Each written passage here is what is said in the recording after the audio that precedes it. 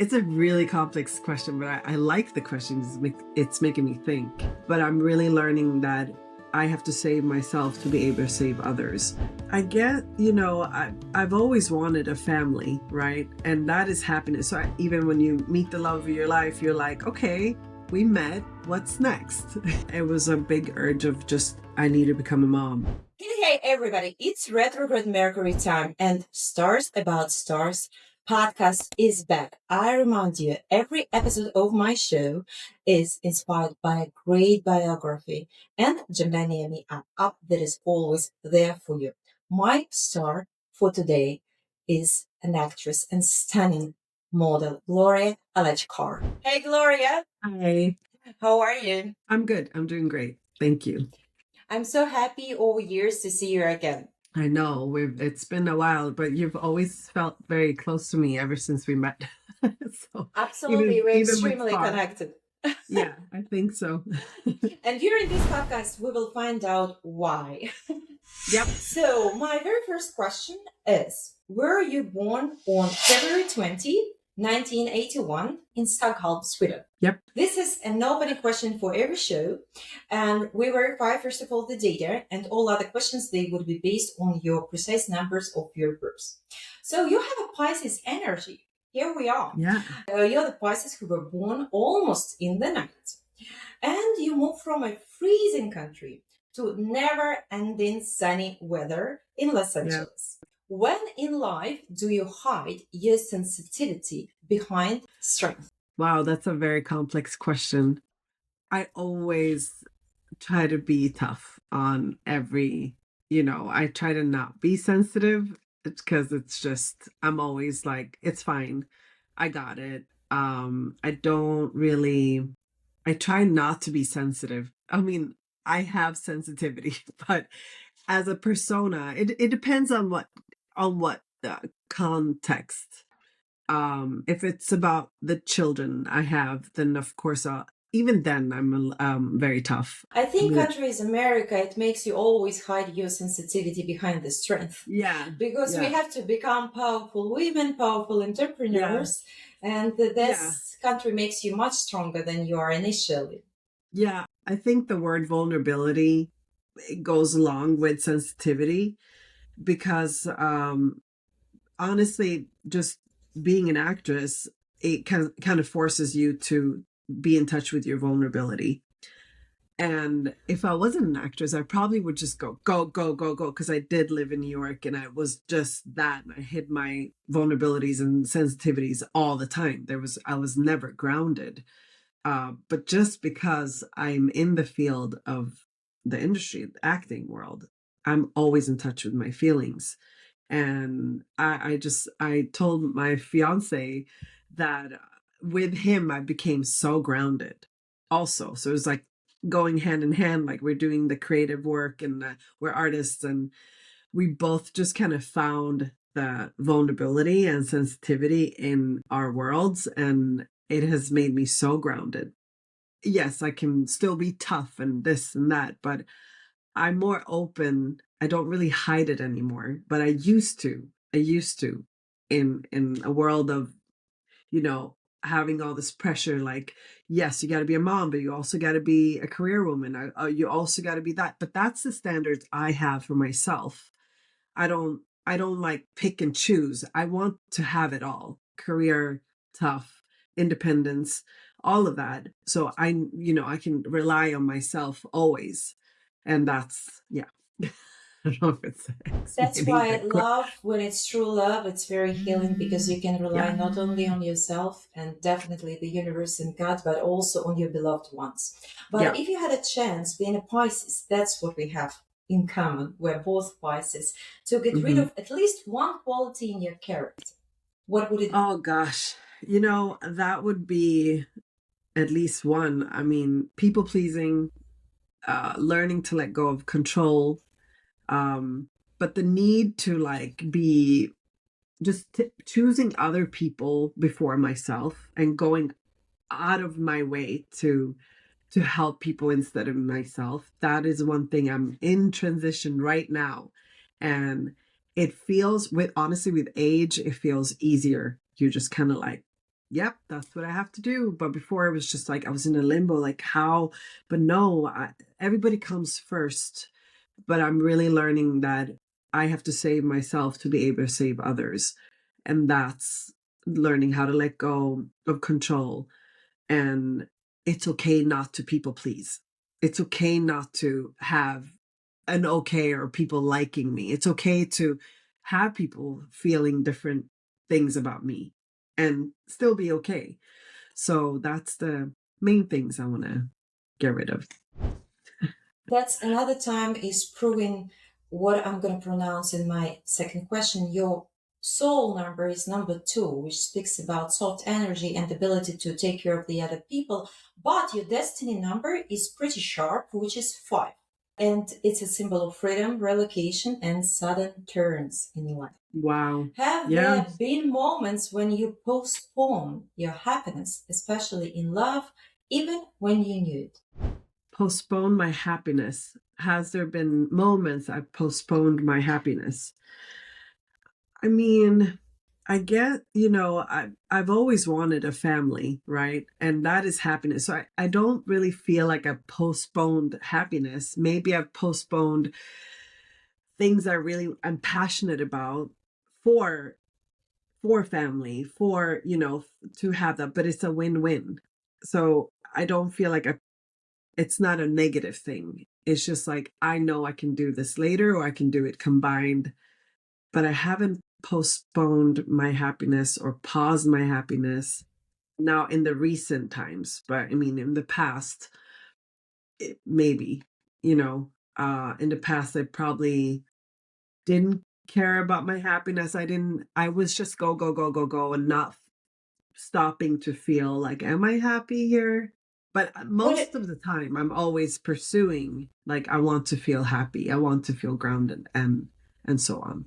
So it comes hand in hand with a lot. We live in this fast-paced world with a lot of competition, with a lot of goal getting. Especially, we can feel it here in United States. What do you think people are losing nowadays, being so focused on career and achievements? I think the number one thing people are losing is staying in the presence and always thinking about the goal and pursuing the goal. But it's honestly a never ending pursuit. So I know we all chase dreams and goals and so on, that we like forget to look around what's happening now. And I think having children kind of does that to you. You just stop and like really nothing matters, but you still have the dream. It's an ongoing journey. I believe that there's no chasing of a goal, because once you have reached a goal, you want more. You always like, okay, I did that. Now next, what next? What's the So next? exactly. So as humans, we always want more and more and more. If we have this, we want something else. So I think being okay with being where we are now and keep on pursuing being in a journey and being so okay with, because when you feel that, oh my, wow, I got here, I'm here, I did it, then it's an easy thing to just kind of like, all right, but I did that, but I loved how I feel pursuing this. But then when you're done with that or you're in it, you kind of recalibrate and you kind of feel like, okay, but what next, right?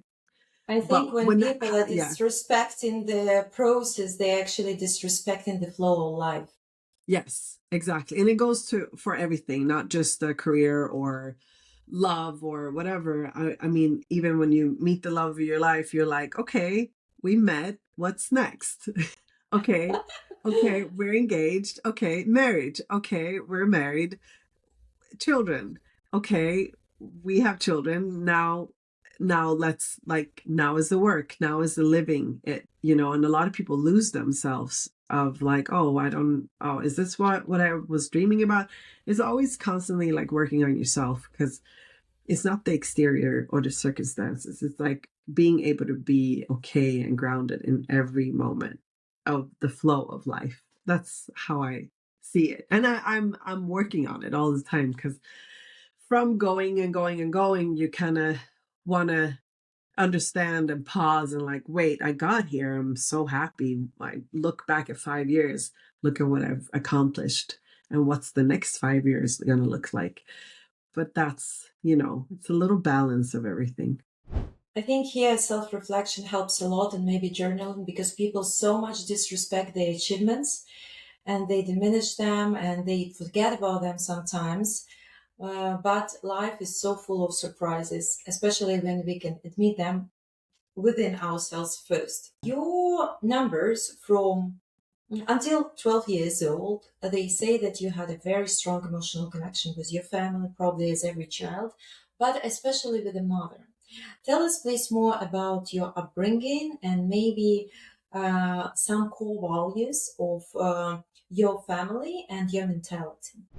I guess strong emotional connection, that's correct, but it was almost never positive.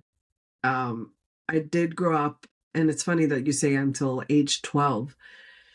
It was a really rough decade. And I think during, 12, you're in puberty, you're growing up, you're transitioning.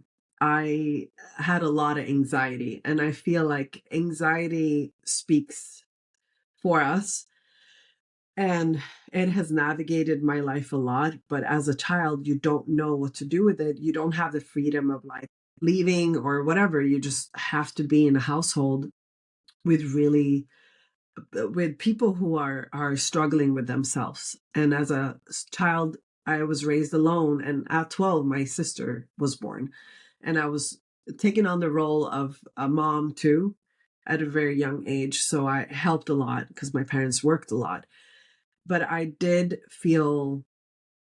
felt a lot, which is it's not common for a child to, they shouldn't feel this in this capacity, because we're supposed to be happy and playful and like learn about life and have supporting parents, which they were at some points, but because they were so toxic with each other, I learned all of toxicity, and I didn't know what love meant at all.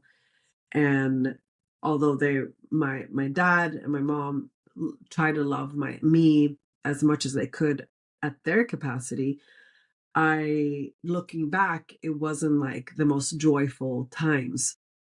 But I did have my core memories are our road trips. We used to visit family in Morocco from Sweden, and I spent all summers in Morocco, which was filled with all emotions. And I felt like I could have a big family and be a part of something bigger.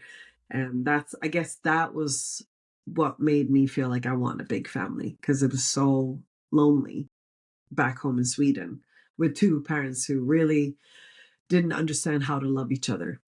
So that's where this beauty comes from Morocco. Now I understand this beautiful Yeah. hair and fantastic features. First time I've Yeah. seen you.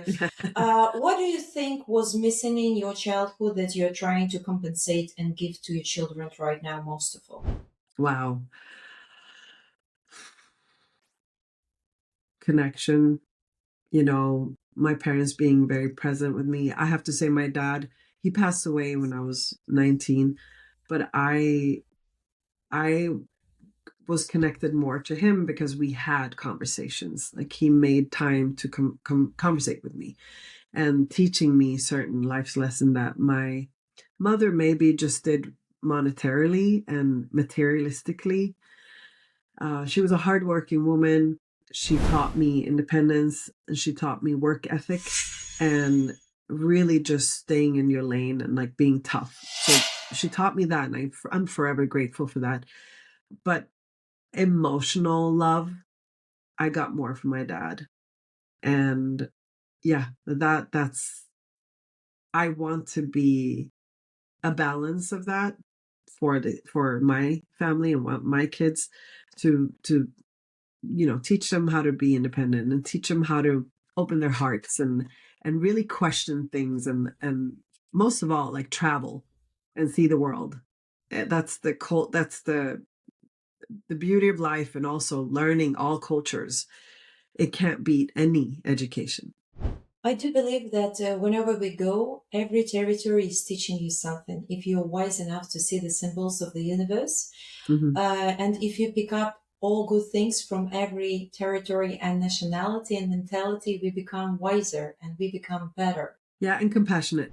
I hear when you said determined, being as your mother and your work ethic, I would never forget the moment when you were already a pregnant woman with your fourth baby and you took a very powerful role overseas and you flew over the ocean. Is it true? Yeah, yeah. I went to Montenegro.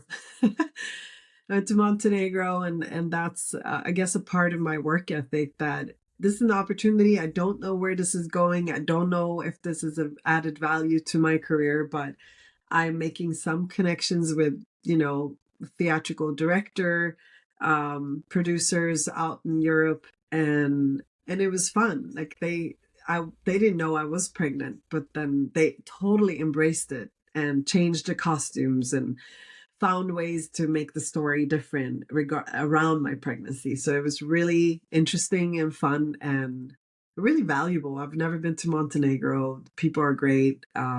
And all the people I worked with were fantastic. It's fun to see more creatives around the world. And they have a beautiful nature. You're totally Yeah. right. It was kind of like California, but Mediterranean. It was beautiful. And being 17 and 18, numerology says that you have a destiny decision window. What happened during that time? 17, 18 was I left home early, and this is where I created boundaries with my mom and created boundaries in my household. I wasn't seen or maybe respected the way I wanted to be. And I left and I lived on my own and I studied, and it was probably very detrimental because I didn't really eat. I lost a lot of weight and I tried to become a grown up. And then at the same time, my father became ill and I moved back home shortly after. I maybe had a year of living away and I wanted to be emancipated. But since my dad had cancer, I moved back home to kind of be around and be more supportive. And I think that was a really tough time in my life as I was graduating. I was seeing my dad in the hospital, and he had this twice and it unfortunately killed him. So I think that was a big transition in my life, and it was a big big anxiety during that time of trying to like become a grown up and kind of explore and leave the nest, and then having your dad kind of slowly passing away in front of your eyes. I see that 21, 24, list again what your numbers are saying, a strong shift period in your life, intense relationship or bold move, searching for yourself, first serious decisions, possible relocation at 23, 24, or a major job offer. Does it Yeah. relate? What was that I chapter about? that chapter was me moving from Sweden, from which I was going to stay in Europe, and I moved to New York. That was a big transition. Moving to New York, starting college late, because I traveled. So I started at 24, but 21 to 24, I traveled. So I moved to New York 24. That was a big decision making before I turned 24. And the years before that, I traveled and wasn't sure where I wanted to stay. And I thought I was going to stay in France, but I didn't. So I disappointed, a best friend I was going to move in with. And I just like made a quick turn. I was like, nope, moving to New York next week. And it was very quick and but it all aligned. So that was, yeah, 24 was my New York new chapter. It's interesting. I guess we're united through good and bad because I lost my father as well, and I spent 8 good years in France. So that territory captivated me for a while, but we ended Mm-hmm. up being in the United States. What do you think your soul was searching for? For belonging somewhere? For meeting your people? For the fellowship? For understanding that's your place or that's your final destination? I think mostly I remember landing in New York and I just felt a sense of home because in Sweden as an immigrant, even though I'm born and raised there and my parents immigrated there in the 70s, working hard, setting up businesses and all that, I was never felt like a common, I never felt home. I never was seen as them, as a Swede. So when I moved to New York, no one questioned me like where I'm from or what's my ethnicity. They were when people asked me, "Where are you from?" I was like, "Oh, I'm born and raised." No, they're like, "Where?" Where here? Brooklyn, Queens. I'm like, "Oh, okay." So you belong in New York. Everybody belongs there. It's a very interesting city. I've never been there before COVID time, and I've been to United States. And while COVID time, I came with evacuation airplane, and they looked at me. Oh, Everybody was an American citizen or green card holder. And they said, "What are you doing here?" I say, "I just came to see New York," like naive as a child. And they told me, "Okay, but why here while COVID time?" I said, "Listen, if tomorrow old world gonna crash and I'm gonna die, at least I want to see New York before I die. Something wow. fascinating and beautiful." They say, "Welcome to United States." Wow, So I that's know how amazing. welcoming is that city. But I Yeah. see at 27 you have another shift of stage.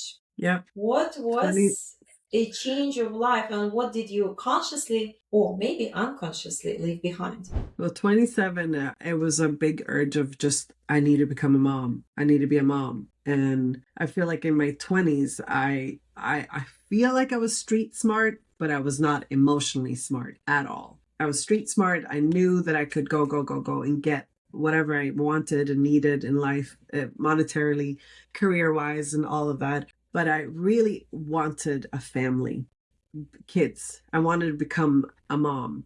And that was 27 was my first pregnancy. So when you met your husband by that time, inside your heart, you think you were expecting to meet the love of your life, or you were expecting to meet the father of your kids, which is very important for a woman. Yeah, I did not expect any of that. It was, long story short, I needed to stay in the country at that time because something happened with my visa. I went to Singapore to study another program. And then when I came back, they barely took me back in because I violated my student visa. So I remember sitting in this like immigration office questioning me why I did that. And when they were like, okay, just go ahead, my counselors at school said, you cannot leave America. If you leave, they won't bring you back because you have violated your student status here. I was like, oh, I didn't know that. I just went for a program out in Singapore for like 6 months. So I was stuck. And this is probably, I don't know if this is okay to say in an interview, but We have I, open, yeah, sensitive, heart-to-heart conversations. yeah, I mean, I needed to stay, and whoever was around me at that moment was like, well, let's just get married and you can stay for, to stay in the country, to be able Yep. to, because I needed to fly back and forth a lot. I went back home every 3 months to visit my mom and my friends, just to kind of, because it was such a fast pace in New York. I felt really exhausted, and I needed to go back home. And I did that a lot during my college years there. And yeah, it was just kind of like, all right, pregnancy happened. And I was like, okay. But it was in the worst circumstances ever. I was finishing up college. I was in a really abusive relationship, both mentally and physically. And I just had to go through a lot during that time with my first son. And honestly, I don't know how I did that. I could never go through what I did back then. I look back and I'm thinking, how did I even do that?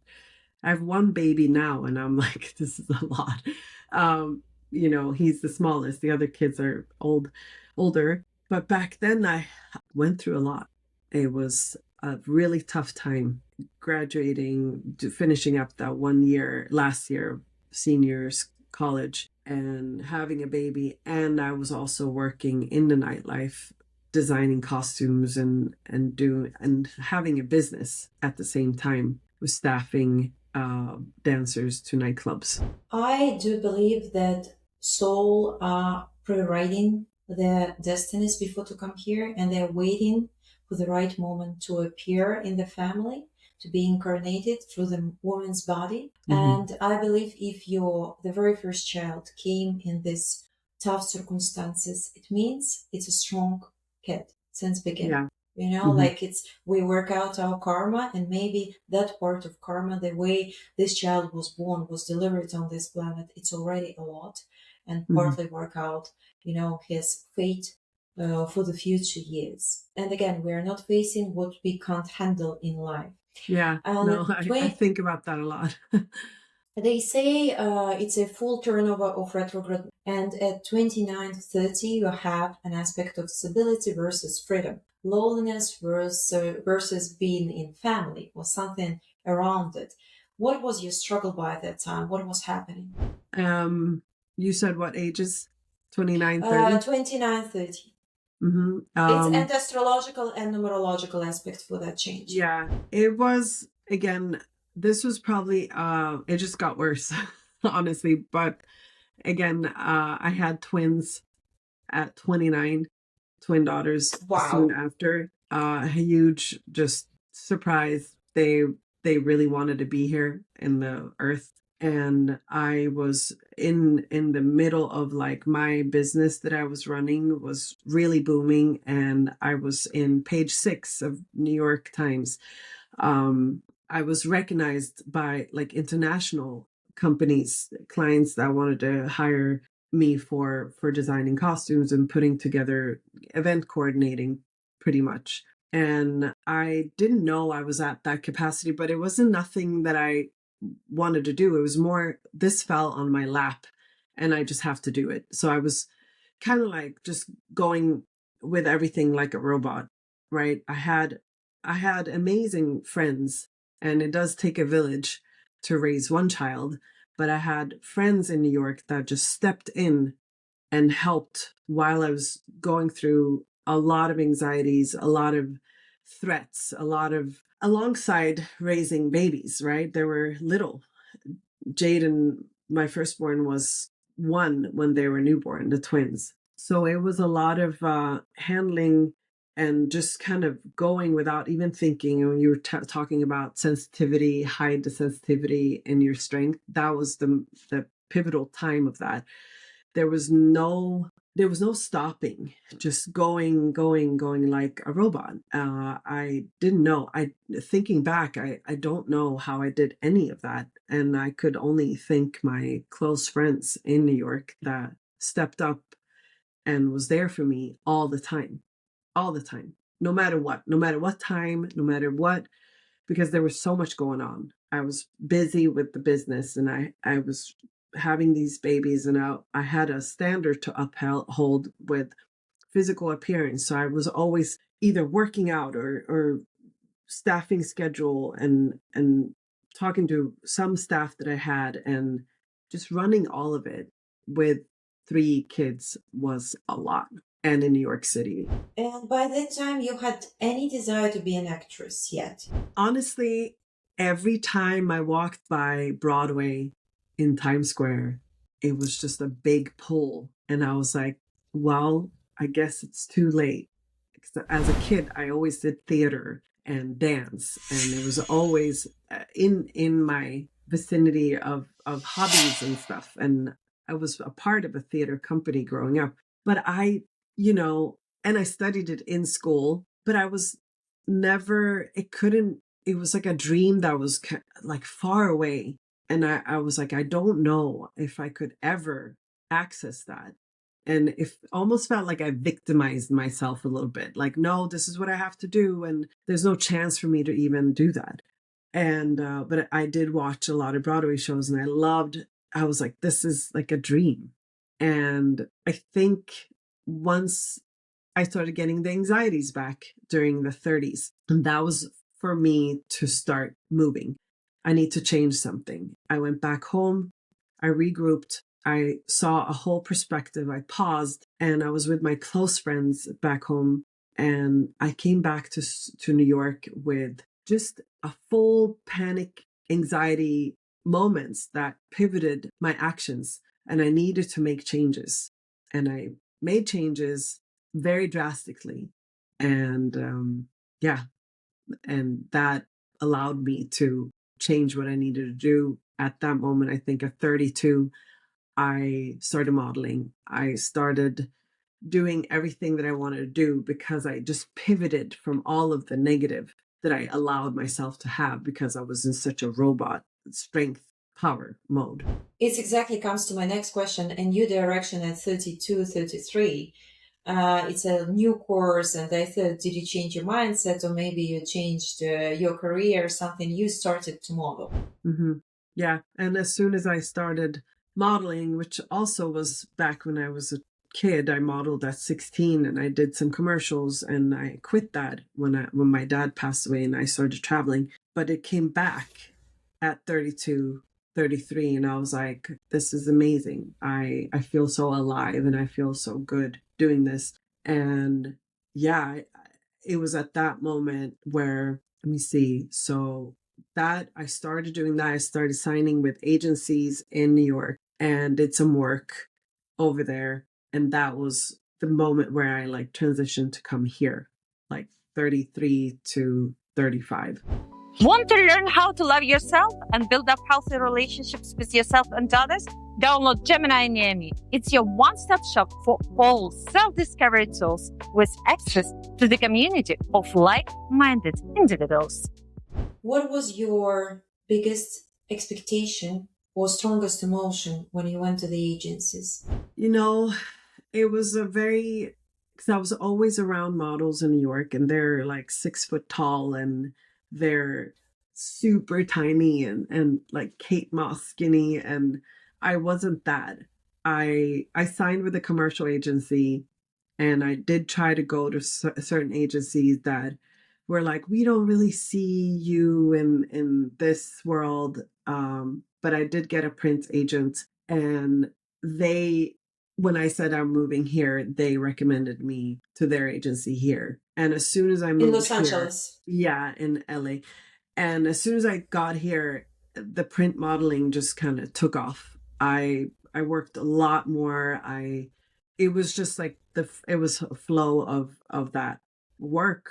And one day I just felt like there's something more that I want to do, not just modeling. It doesn't feel good. I had an opportunity to go to South Africa, and I didn't take it because I didn't want to be away from the kids. They were so small. They were smaller, and I just couldn't see that happening. But I stayed in it, and I think I got an opportunity to be in a music video, and it was a acting scene. And after that, I just this is what I want to do. I want to act. This is where I'm heading. Modeling is like fun, money, income wise, but acting is what this is at 35, I decided to go full on with acting. I love the signs better and better. End of old self, 35, 36. And you just mentioned it. It's a complete circle, major complete circle in life. Mm-hmm. And it could be a thought about ending up previous relationship or changing a profession. And you just mentioned that you decided completely you want to be an actress, and your modeling career was a bridge to your true calling. Mm-hmm. Mm-hmm. I have not astrological but very practical advice, because we met 5 years ago in Ivana Chapek acting school. And when I looked at you, Gloria, being also the right hand of Ivana, doing a lot of job besides acting job, this extremely respected lady for me. She's a talent, and I saw the way Logan, your fiance, is working, how hard it is, how difficult it is, how much work it demands and preparation. I admire actors, people who don't understand what kind of serious profession it is. I'm actually very sorry for them, because they don't know what is happening behind the scenes. Yeah. How many trials, how much work, how many tears sometimes, or sleepless Mm-hmm. nights. Tell me how you remember the words and lines. That's a very simple, practical question to Yeah, me.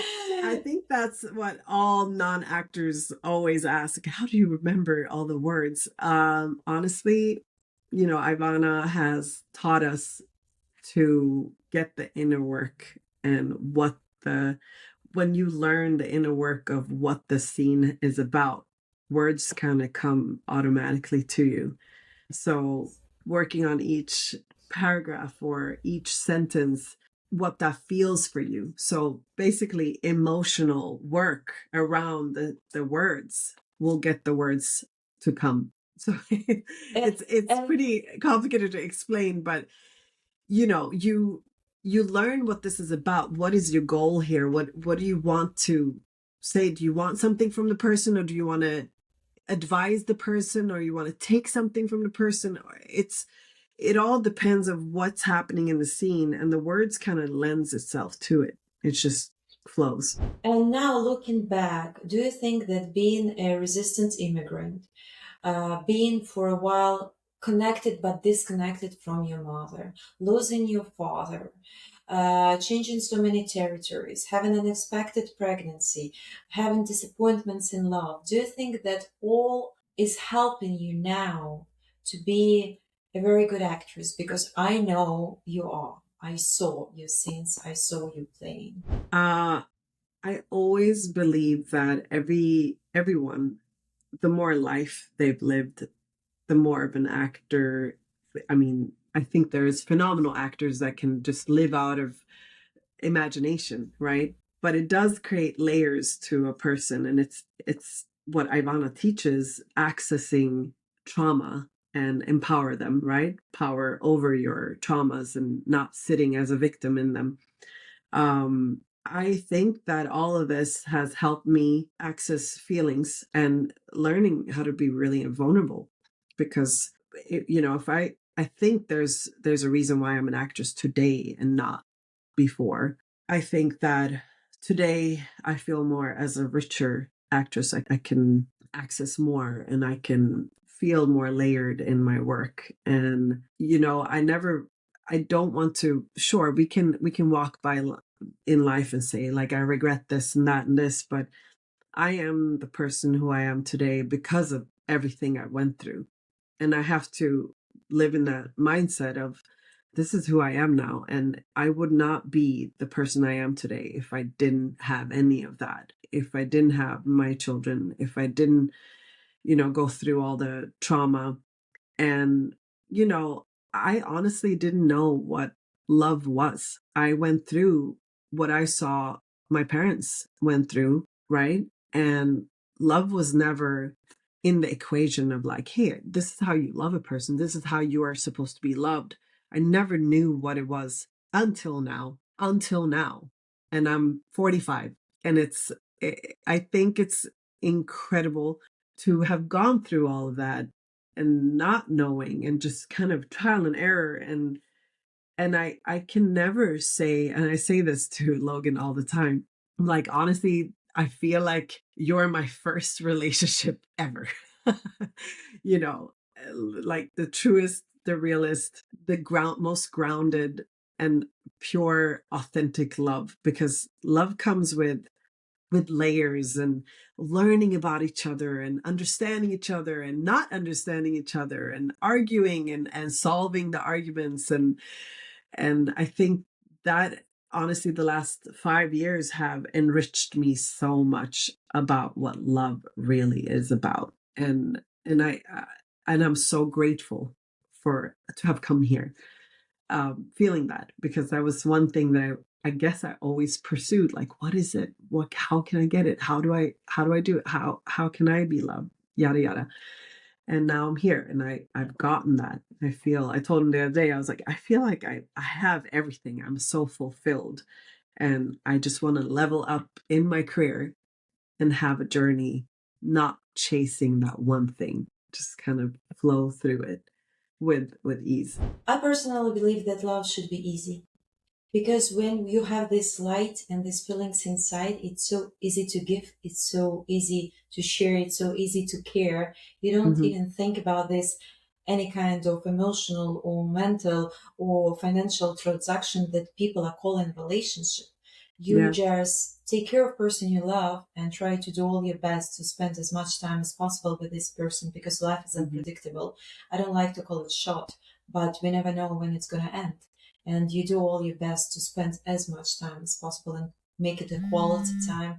And also working with people, with couples, especially when they come to me and they have this sensitive moment, having their relationship on the edge of being tired of each other, and they say, we're are ready to separate, but we have kids and we're scared to hurt them. What should we do? I never give advices, but I would say inside my heart, I do believe that it's better to separate, because if your kids don't see an example, as you mentioned, what Mhm. love is, they don't know what it is and they wouldn't carry it through life. That's why I think that Logan actually introduced you to yourself and a huge love potential that you had within, deeply, deeply inside, but you didn't maybe dare to let it go and open up. Mhm. He showed Mhm. you how easy it is in reality. You just Mhm. love. Yeah. Yeah. And that you were just saying, like having, people who are staying because of children, it's the worst thing you could do, because I was that child and all I wanted was my parents to separate. So they could, all I wanted was to see them happy, and I never got that. So I wonder if life would be a little different if they did separate and I was seeing each one of them happy. So it's true. I had a situation when my parents got divorced at the very, like I was 26. And after they got together, after a few years, and I said, why did you do Oh. that?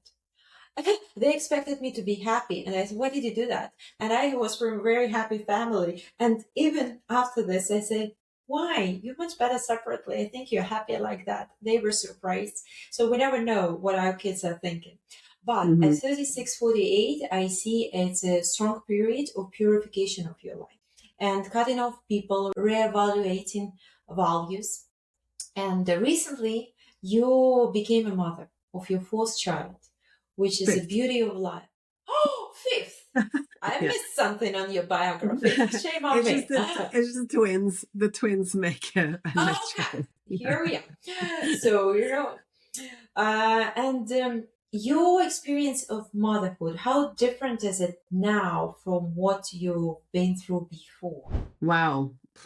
It's a complete different world. It's my heart is cracked open. It's motherhood later in life is amazing. You know yourself, you're so grounded, and you have a lot more patience. Um, you know, he gets the best out of me completely. And yeah, I can only say that this time was like the best time to be a mom for sure. I always say to the older kids that thank you for growing up with me, because I grew up with them. They say that every child is your best teacher. What do you think every single child, if you call their names, taught you? I think Jaden, my son, taught me to be strong, to right now, that was when he was little, but and patience. And today he teaches me, because he lives through life just being purely optimistic and positive and just like happy. He sees a silver lining in everything, and he's a very kind person. So yeah, he's teaching me just kind of see life a little bit on the brighter side. The twins, I guess they're two different people for sure. One is teaching me just slowing down a little bit, just kind of be in the moment. Jolie is very, very, she's practicing slow living without knowing that she does. And I've I, never been that way. I have to study from her as well. Yeah. Slow living, everything is, and I try to teach her, like, this is not how you can, like, live in life, really. But who knows where she will end up? Because maybe slow living works where she ends up in life as a grown up. She's teaching me a little bit of that. My other twin, Mia, she's the little rougher on the edge. She's teaching me. What is she teaching me? She is almost uh, she has I guess a side that I never got to explore. She's rough, she's tougher on the edge, and she wears her heart on her sleeve, and she really is expressing herself freely. And I think it's a really cool thing to see, you know, especially now when they're 15, they're finding their identities and stuff. So she's very experimental with hairs and all of that. Like, I'll do this haircut, and she's brave doing that. So she's teaching me that side of like, just like, yeah, I'll just change up my look or this that. Eva, the fourth one, she is my mini me, and she's also teaching me a lot of patience and slowing down. And she tells me phrases sometimes that I'm like, I needed to hear that, and I can't come up with something now, but it sometimes I'm like, I can't even recreate what she said or say what she said. It just kind of like makes me think. She says stuff that makes me stop and think. And I was like, wow, I really needed to hear that. And how she know? She's very mature for her age. She's only 8. So I would say she's like my little self that I'm healing through when I was 8. And she's getting the love and care that I never got. Because we do something similar. We can, if we get upset about something, we go inward and we just give cold shoulder. And I see that she is learning not to have that. Little by little, crack it open. Between me and Logan, we crack it open. Like, she gets over something faster than what I would do when I was her age. I could hold a grudge for a week and not be okay. And I'm learning that right now also. So that is what she's teaching me. Little Honor, baby Honor, I'm very curious to see what he teaches me. I think perseverance, having just love, just complete, just explosion of love. That's what he's teaching me too, because he's a mini Logan. Do you want your kids to be actors by chance? I was very much like, you three, the first three, need to be actors because we do this together. And I think I broke them a little bit when it came to self-taping and auditioning. It was really rough on kids back then. They used to have like 8-10 pages to learn for 2 days, and I had to tape them. And because I wanted it for me, I wanted it for them so much because they have the better opportunities than me because they're kids. And they're kind of like stepping back, but they are in it in school. They do theater, they do musical theater. So I think they want to do it at some degree, the older kids. My mini me, Eva, she is an actress. And I love this for her, but I always tell her, like, if this is really what you want to do, I don't force her. She wants to do it. She takes improv classes. When she auditions, we have a lot of fun. There's no forcing, and she's talented. So she's already have like a nice little resume going, and I'm excited to see what she's gonna do. Gloria, if you had a magic stick and you could change anything in the industry of Hollywood or filming in general, what would it be? If I had a magic stick, I would create opportunities for everybody. No, honestly, the industry is shifting so much and it comes from the people having they can't sit through. They want a quick fix. They watch, we have Instagram, we have social media with fast clips. We don't have patience to actually watch a long film and like love it. Because that's why now we have verticals and it's quick and we want cliffhangers really fast. And if I had a magical wand, I wish it to be like the old Hollywood, that where movies were respected and the art was respected and curated and just classic, right? Like the classic actors and the classic, and not just a bunch of influencers taking over. Even though it is all marketing, I get it. But I do believe, like, if I had the magic wand, I would make it back to normal, where there was like actual films and movies and shows that we all could enjoy. And if you had a chance to come back to the past and take the role of the main actress in any kind of old classy movie, what would it be? Oh God, this is a great question. Oh my gosh, I would probably, there's so many. I love Jessica Chastain. I mean, I know she's like a newer actor, but in an old movie, Ingrid Bergman. I forget the name of the movie, but I never remember. This is the old Hollywood. So Yeah, Ingrid Bergman was a Swedish actress, and she was a big actress back then. But it was like black and white movies, and that is from that era. I would do that. But if I were to be able to take anyone's roles, it would be Jessica Chastain, because I just love what she does, and all the movies that she's in and shows they're phenomenal. So I would love to take those roles. if you could underline the most common emotion for you in life and on the stage, emotion which is easiest to play, what would it be? I feel like the easiest to play is drama, because I get to access everything and not feel like a victim in those scenarios, and just kind of like take your power back in that. So drama is probably my strength. And in life? In life, Or it's comedy, actually really comedy. oh now it's comedy. Comedy. Logan turned it into love and comedy. We are grateful for that. He's my rom-com.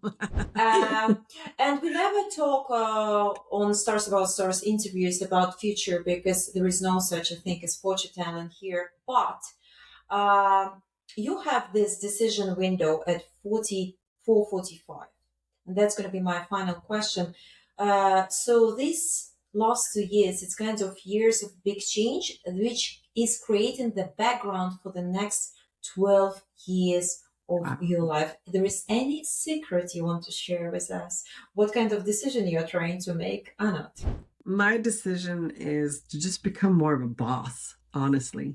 Like, to take the plunge into writing the book I've been wanting to write for over a decade. And I think this book, and Logan is pushing me because he really believes in this. Once I have that, it's going to be the biggest asset and doors opening in all areas, even in the industry. And that is a blockage that I'm trying to remove. That I think it's my nervous system telling me, no, I don't want to be seen like that. But I'm working on it to just take the lead. I think within the next 2 years, this is going to be accomplished for sure. So a book, a move to a new territory, family. I don't mind another one if God's gracing me with one more, or us. And I have chills yeah. this second. This is unbelievable.